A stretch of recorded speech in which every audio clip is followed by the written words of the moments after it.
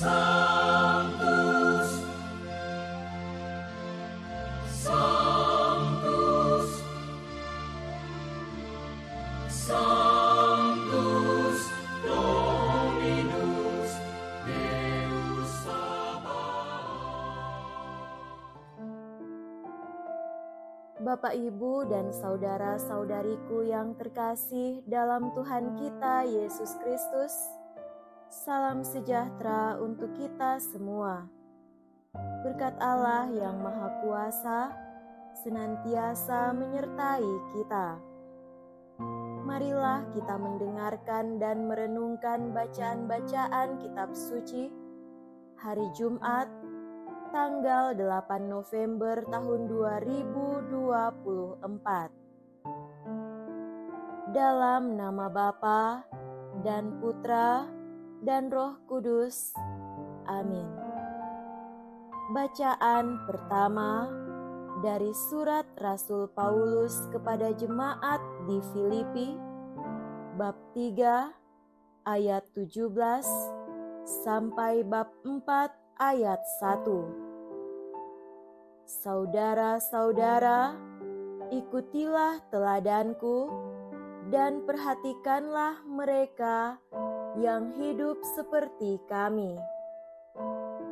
Sebab seperti yang telah sering kukatakan kepadamu dan yang kunyatakan pula sekarang sambil menangis, banyak orang hidup sebagai musuh salib Kristus. Kesudahan mereka ialah kebinasaan, Tuhan mereka ialah perut, dan kemuliaan mereka ialah hal-hal aib, sedangkan pikiran mereka semata-mata tertuju ke perkara-perkara duniawi. Tetapi kita adalah warga kerajaan surga. Dari sana juga kita menantikan Tuhan Yesus Kristus, Sang Penyelamat, yang akan mengubah tubuh kita yang hina ini menjadi serupa dengan tubuhnya yang mulia, sesuai dengan kuasa-Nya yang dapat menaklukkan segala sesuatu kepada dirinya.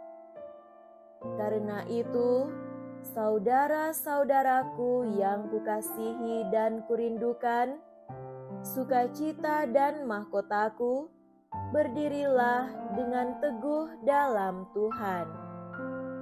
Demikianlah sabda Tuhan. Syukur kepada Allah.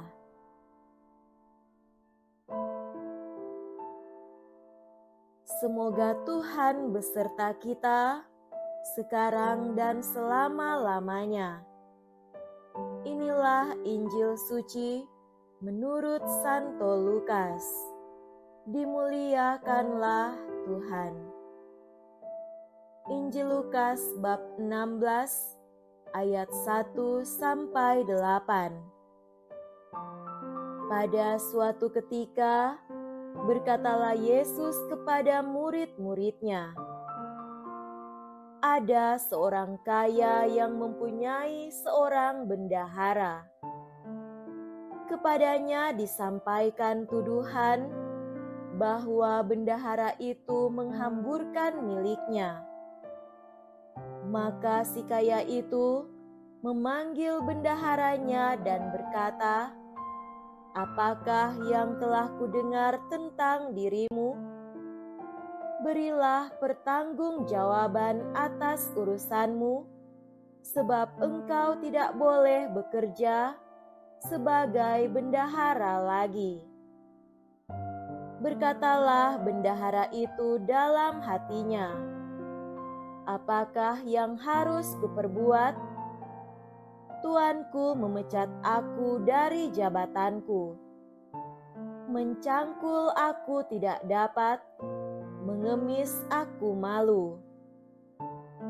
Aku tahu apa yang akan kuperbuat, supaya apabila aku dipecat dari jabatanku sebagai bendahara, ada orang yang mau menampung aku di rumah mereka. Lalu ia memanggil satu demi satu orang yang berutang kepada tuannya. Berkatalah ia kepada yang pertama, "Berapa besar utangmu pada tuanku?" Jawab orang itu, 100 tempayan minyak. Lalu kata bendahara itu, "Inilah surat utangmu.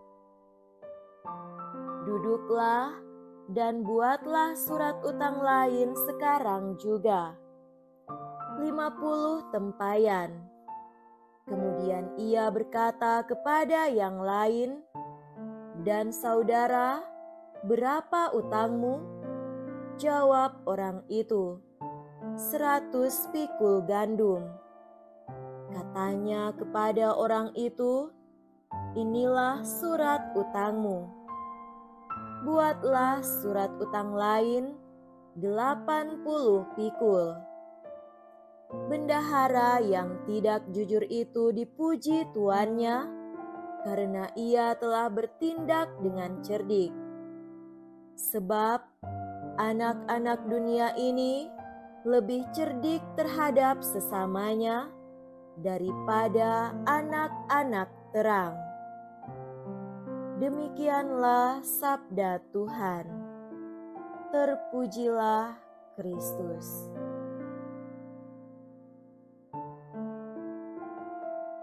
Saudara-saudariku yang terkasih dalam Tuhan kita Yesus Kristus, tema renungan kita pada hari ini adalah, masih adakah seteru salib Kristus?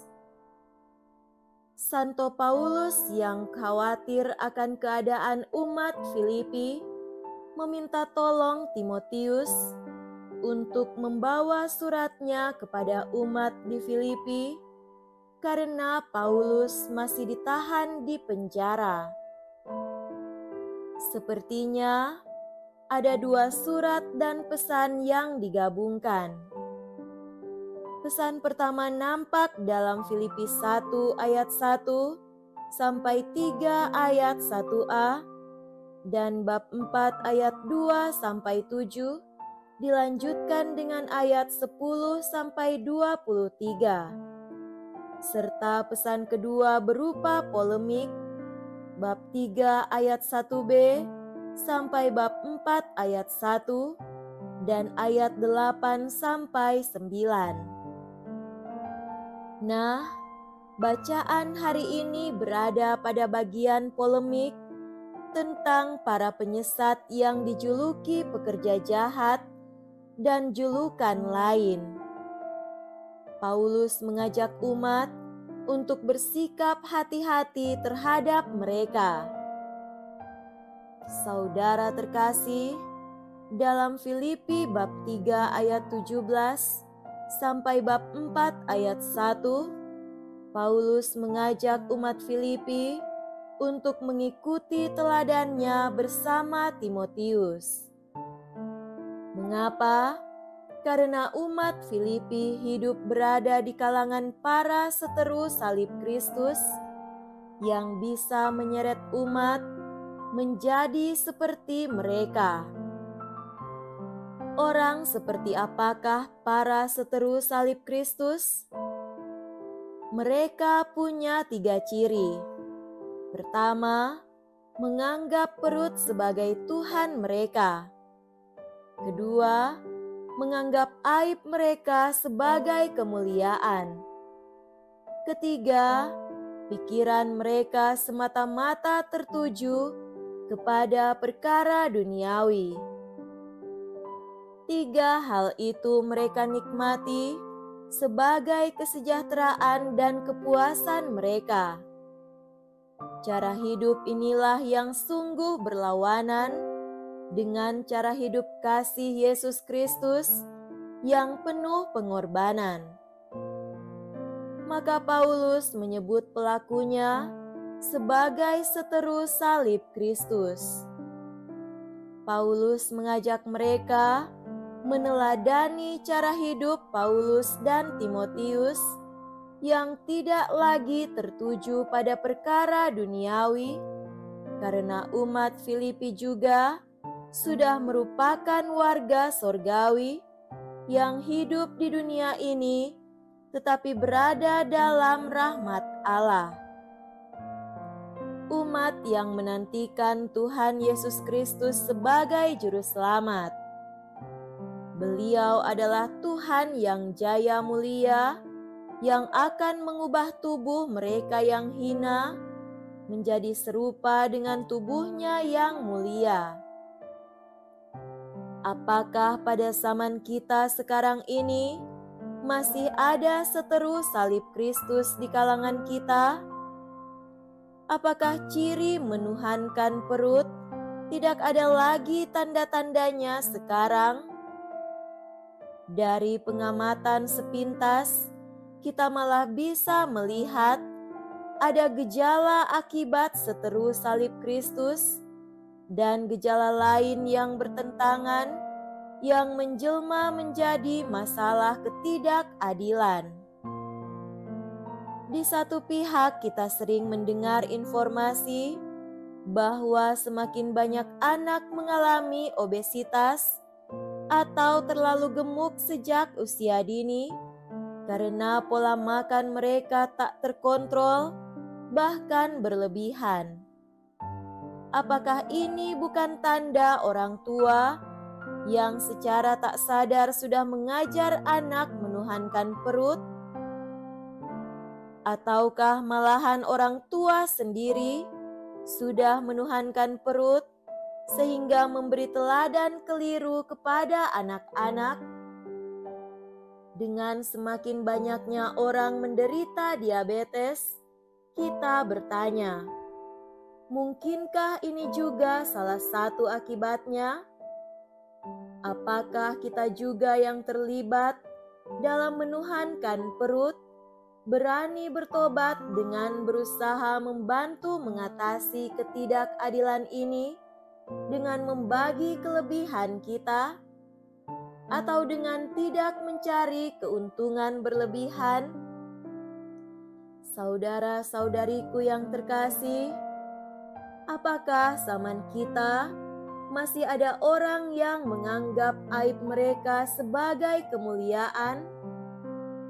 Pada masa sekarang, banyak anak kecil dan remaja sudah pegang HP dan mudah mengakses situs tidak sehat karena terlalu banyak pihak yang mengupload konten pornografi karena para pelakunya bangga atas konten itu dan dibayar. Sesekali heboh ada orang muda Indonesia yang merekam adegan pribadi mereka bocor di medsos. Mungkinkah ada lebih banyak yang tidak bocor karena sudah menjadi kebanggaan mereka melakukan hal itu?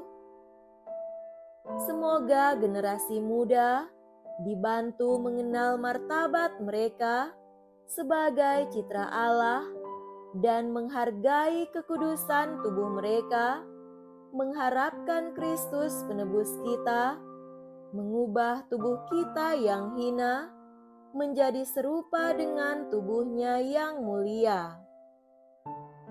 Santo Paulus menulis untuk kita, saudara-saudaraku yang kukasihi dan yang kurindukan, berdirilah juga dengan teguh dalam Tuhan. Semoga demikian. Amin. Dalam nama Bapa dan Putra dan Roh Kudus. Amin.